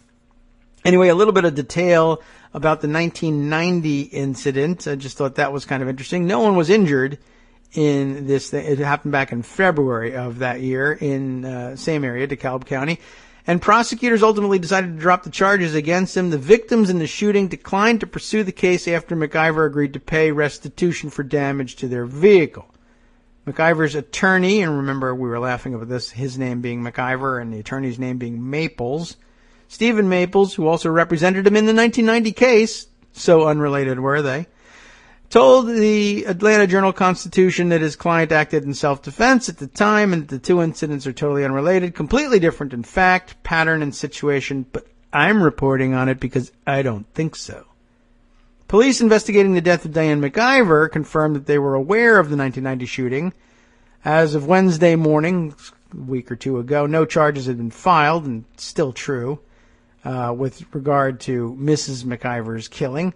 Maples told the paper on the evening of February 27, 1990, that Claude MacIver returned home late to find his first wife alarmed about the presence of some strangers at the end of their cul-de-sac on Cravey, I guess, C-R-A-V-E-Y, Cravey Trail in northeast Atlanta. MacIver retrieved his handgun from the bedroom and went outside. According to Maples, the attorney saw some people sitting in a car nearby, and when they spotted him, they drove toward him. By the way, the idea that this whole thing is unrelated, I mean, what makes it related is every time Claude MacIver sees a stranger, he grabs a gun. What the F with this guy? Always. This guy, and this is 1990 when not everybody was hanging out with guns in Georgia necessarily. Made it a lot easier since then. So he sees a car. And he doesn't know who's in the car. So he gets a gun. Why? Because his wife's nervous. Why? Because she saw some people in a car that she didn't know. So, what? Okay. So, he goes out. He says when they spotted him, they drove toward him. MacIver told his lawyer at the time he felt threatened because the driver of the vehicle, a Ford Mustang, which is, as you know, the car of death, made no attempt to avoid running him over, forcing him to jump out of the way. MacIver fired warning shots into the ground and a third shot into the trunk of the vehicle, which of course means it was past him at the time. Court documents stated that the lawyer struck the car twice. One of the victims offered WSB-TV a slightly different version of events, saying that he and two friends were drinking beer on the night of the incident when Claude MacIver emerged from his home and shot into the air. The teens jumped in the car to get away. They were hanging out outside the car, drinking beer, which would almost just as likely incense Mr. MacIver, because it wasn't him drinking beer, and maybe they were even black. So they jumped in the car to get away, at which point MacIver fired into the car. And then, in fact, they did get away past him, at which point, it turns out, it's not reported this way here, but gosh, if they fired into the trunk, that must mean once they were safely past him, he decided he was going to punish them for making him feel afraid again and fire after them, which is kind of a big no-no. And yet, no charges filed because he agreed to fix the Ford. Okay. So the teens jump in the car, at which point MacIver fires into the car. Fantastic. Police filed criminal charges against MacIver in connection to the shooting, and a grand jury indicted the lawyer, but 9 months later the DA decided to drop the charges, pointing to the fact that the parties in the case had already settled the matter civilly, which apparently they couldn't do that day. Speaking to the Atlanta Journal-Constitution by phone earlier this month, Mr. MacIver vehemently rejected the notion he intentionally shot his second wife, Diane. I absolutely did not. She was my life partner. My life as I know it is ruined because of this accident, which, of course, there are no accidents, as all gun enthusiasts will tell you every time. And as I will tell you, there become accidents the day the cops show up at your house. Once again, one of these guys is probably going around telling everybody there's no such thing as an accident. Suddenly, his wife's dead. Guess what? It's an accident. All right. Anyway, the rest of it, I think, is about, this article is about this current case. It's just about which I think we have all the information that's been made available at this point. I just thought I'd throw that one into the mix that, he's got a particular predilection, it seems, for panicking every time he sees somebody he doesn't know and going immediately to the gun to solve that little problem. Thought that was interesting. There's another gun fail that's in the news. Actually, it really hasn't been much in the news. I mean, here it is. I will read it to you from the news just by way of proving that it's actually in the news. But it's related to another item. The pipeline protest that we were discussing at the top of the show and about which you all already knew anyway. Guess what? I told you that the protesters had not brought any weapons, and I told you that the police had brought pretty much every weapon in existence to the protest by contrast, and people are getting very worried about the number of guns that are there and the number of guns that are being pointed at protesters. That will likely make people nervous. They'll be right about it. By the way, of course, they have also been tear gassing and firing rubber bullets and baton rounds, and they've been hitting people and using, as I understand it, those LRAD sound cannons, the sonic cannons against people as well, too.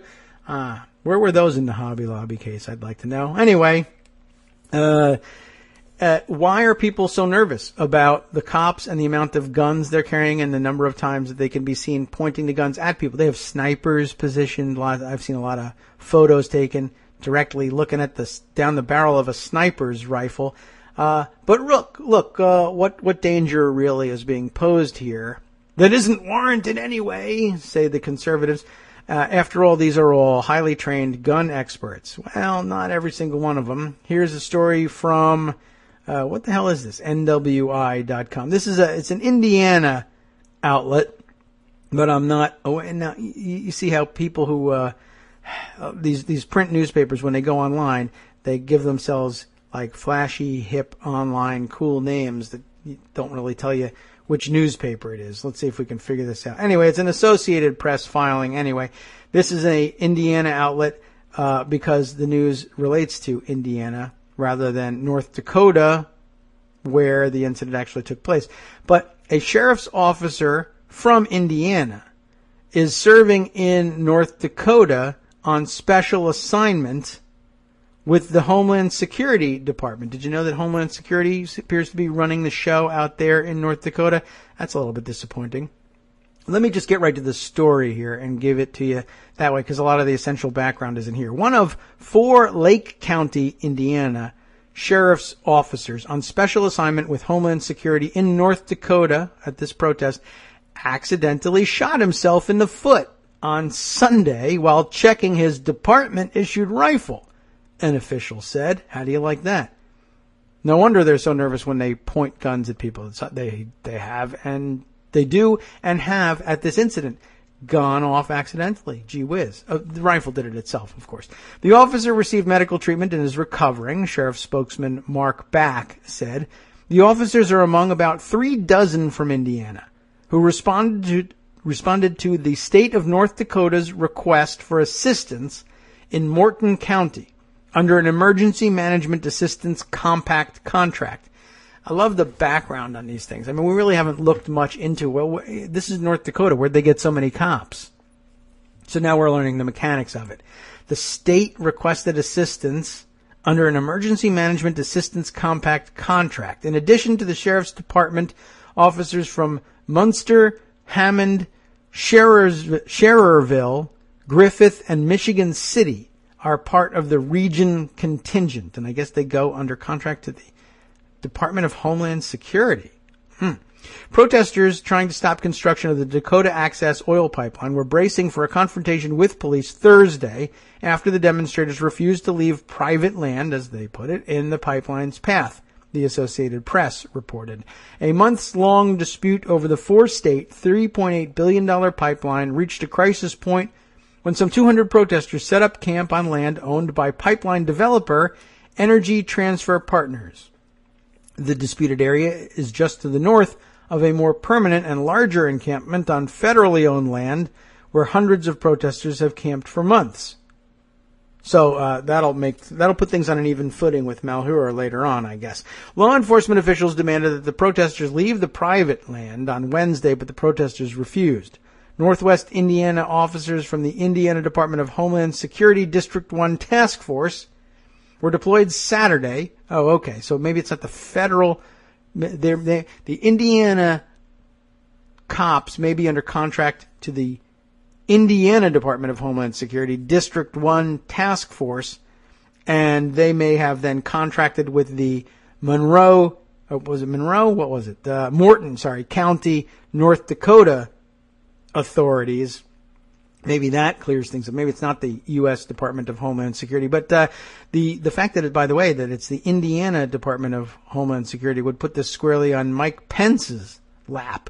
I wonder if anybody's been asking him about that.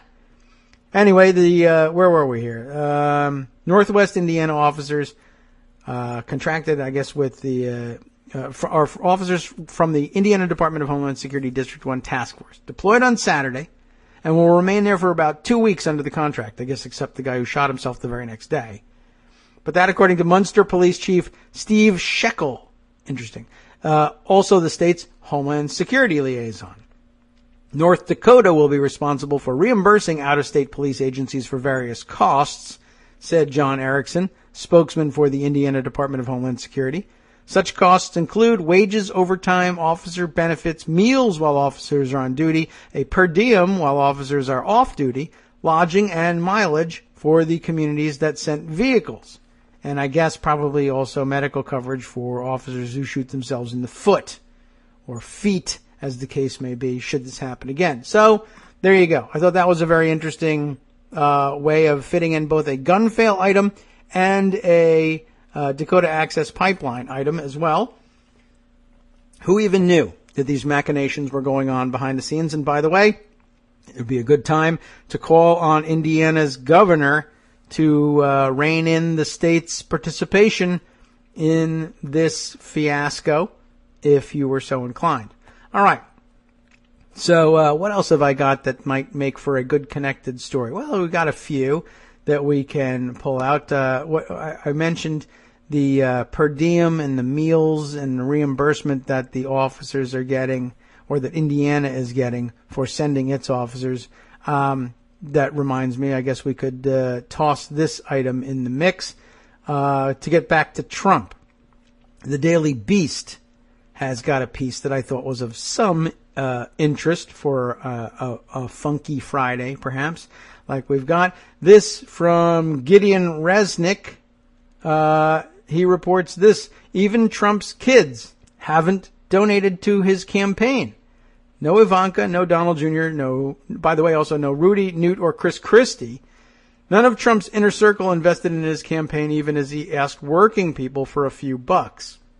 Although I thought in my initial skim of the article that, in fact, Newt had sent some money from leftover campaign funds. Anyway, with less than 2 weeks to go to the election, Donald Trump has amassed an impressive army of small donors, fueling his bid with individual contributions of $200 or less, but noticeably absent from the list of contributors is basically anyone with the last name Trump. Many of the surrogates who represent Donald on national television and members of his own campaign staff. According to FEC filings, only one of Trump's children showed up on a list of itemized receipts for the campaign, Eric. On September 7th, 2016, Eric Trump appears to have contributed $376.20. Why? Why that much? Well, it was actually listed as meeting expense, meals. He had a meeting and ran up $376.20 in meal expenses for, I guess it could be more than one meeting. I don't know. But guess what? I mean, that could be like an in-kind contribution to the campaign. I'll cover it. But no, it actually appears that the money was later refunded. Eric Trump did not respond to a request for comment about the transaction. In other words, he took reimbursement of $376.20 for the meals that he paid for out of pocket that had to do with some meetings, presumably related to the campaign. So he ate $376 worth of food at this meeting for free, or rather on the backs of small donors instead of out of his own pocket because he's such a billionaire. Just thought I'd point that out. Ivanka Trump, who previously contributed to Hillary Clinton and John McCain in 2007 and 2008, so it's not that they're unfamiliar with the concept of giving to campaigns, does not appear to have given to her father. Donald Trump Jr., who contributed to Steve King in 2014, but also Hillary Clinton in 2007, also nowhere to be found. No results for Tiffany Trump either. The Trump children are not the only prominent figures in his orbit who have not invested in the mogul's presidential bid.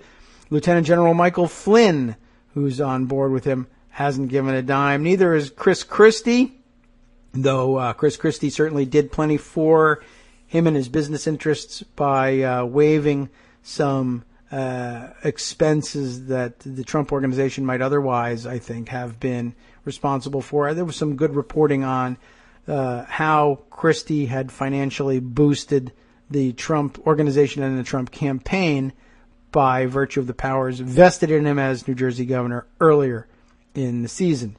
Trump's, Christie gave his own campaign, by the way, the maximum allowable contribution of $2,700 back in September. Other Trump surrogates who have been generous in previous campaigns also kept their wallets closed to the Donald. Gingrich gave $4,600 to John McCain in 2008, but zero to Trump. Ben Carson, another staunch Trump defender, gave Mitt Romney $1,000 in April of 2012, but nothing to Trump this time. The rest of the Trump circle of staffers, advisors, and surrogates who are absent from his FEC filings include Rudy Giuliani, his attorney Michael Cohen, former executive Breitbart and Trump campaign CEO Steve Bannon.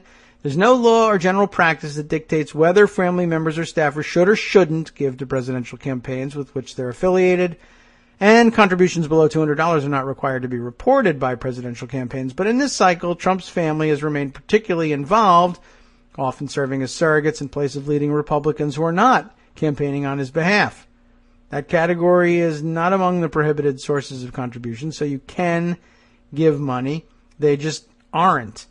Now, Donald Trump, of course, may think that he's got the whole family covered. Of course, he's been telling everybody who will listen that he has put up or will put up $100 million of his own money into this campaign. And he has, in fact, put $56 million on the line, according to reports. But we're closing down on the end of the time when you could actually send that other $44 million, Donald, and we're waiting on it. And it doesn't look like that's coming anytime soon. But the rest of you, keep coughing it up. My kids won't. So I don't know. I found that interesting. They didn't register in time to vote for their father in the New York primaries, which, of course, would mean that they've never, or at least for the last several years, haven't voted, I imagine, unless they were voting without being registered, in which case it's voter fraud and call the authorities, please.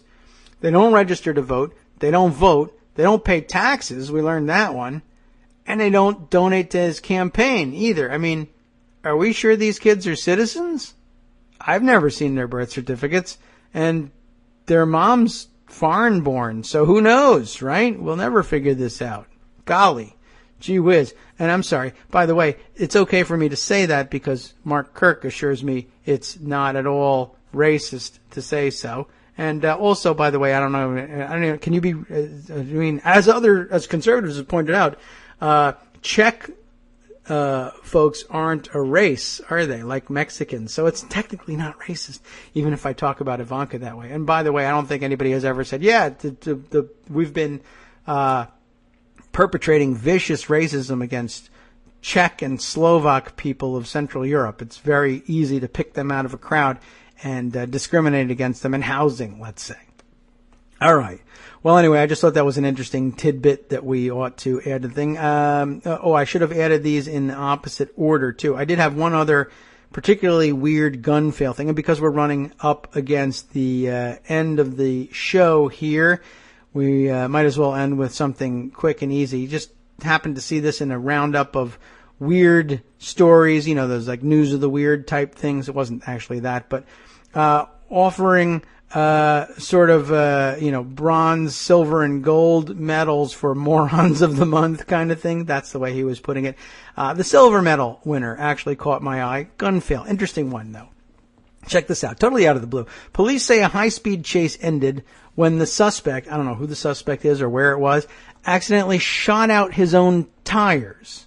The CBS television affiliate KCCI in Des Moines, Iowa, reported about this incident. I don't know anything about it except this. Officers tried to stop Taylor Parker, 24, on a traffic violation. But apparently Parker wasn't having any of it. He took off and led police on a short pursuit. While driving, police say, Parker threw a shotgun out of the car. I guess he didn't want to be caught with a gun. But I mean, if they see you throw a shotgun, is not going to be missed. Okay. So he throws a shotgun out of the car. What happens? The shotgun hits the ground and then fires. And it actually magically shoots out the tires of the car he's driving. Amazing. But of course we know that thing doesn't happen. Modern guns don't fire when dropped. Parker then jumped out of the vehicle, took off on foot, and was eventually caught by police who said Parker was found with a significant quantity of meth, which, by the way, he did not throw out the window. Don't know why. Parker was arrested and charged with possession with intent to deliver and, amazingly, charged with possession of a weapon, even though we all know he didn't possess the weapon, although I guess, technically speaking, he did while he was under, but look, Parker, what part of, the reason you're being charged here is the Constitution guarantees your right to keep and bear arms, not to throw them out the window and shoot your own tires out, you big dummy. Besides which, I don't know. I mean, I guess it's all for the best, and it could have been worse. Certainly, he could have thrown a pool out the window and drowned the neighborhood. I guess that's a possibility. It seems like a nice note to end with on a Friday. Really one of the dumber stories I've ever heard in my life. And I'm trying, you got to help me decide whether or not to include that in gun fail. No people were shot, but I include accidental discharges all the time. And I imagine that counts. He certainly didn't mean to shoot his tires out. Probably didn't mean for the thing to fire at all. But just once again, a little more, one more story about how those modern guns that don't fire when dropped sometimes fire when dropped. Anyway, it's time to wrap things up here for the entire week, believe it or not, on Kagro in the Morning. Next week, the last full week before Election Day, so we'll try and cram everything in that we've been storing away. All of my Trump material goes stale, believe it or not, I guess, at the end of next week. So we'll see what we can cram in, and there's an awful lot. I'll try and digest some of it over the weekend so we can have something coherent for you come Monday. And, of course, we'll try and make good on Josie Duffy Rice's appearance. And it ought to be an extra special good one. No pressure, of course, Josie. Any visit with you is worth the time. We'll check in with you on Monday. What about what's coming up next right here on Netroots Radio, assuming you are listening live, as you all should be. If you are a podcast listener, do your best to find the podcast of the after show over at netrootsradio.com, and then you won't miss wonderful and exciting stories like the following. Ready? The acquittal of seditious Bundy. I always want to say Brady Bunch. You know why? Bundy Bunch is proof of racial double standards. Of course they'll be talking about this one. And a green light, by the way, for right-wing terrorism. And just in time for the election, too. In close collaboration with North Dakota state officials and the extractive industry police departments around the country, as I told you, amazingly, coincidentally, are sending militarized reinforcements to battle the nonviolent Standing Rock water protectors while they pray. Hobby Lobby. And rather than change the Christian right, Trump has actually helped the movement return to its white nationalist roots. A revival of sorts. For the last half, the Friday News Dump and Recycling Center, news that they say, has been repurposed with a purpose. I'll tell you what's coming up there after this. From Daily Coast Radio on netrootsradio.com.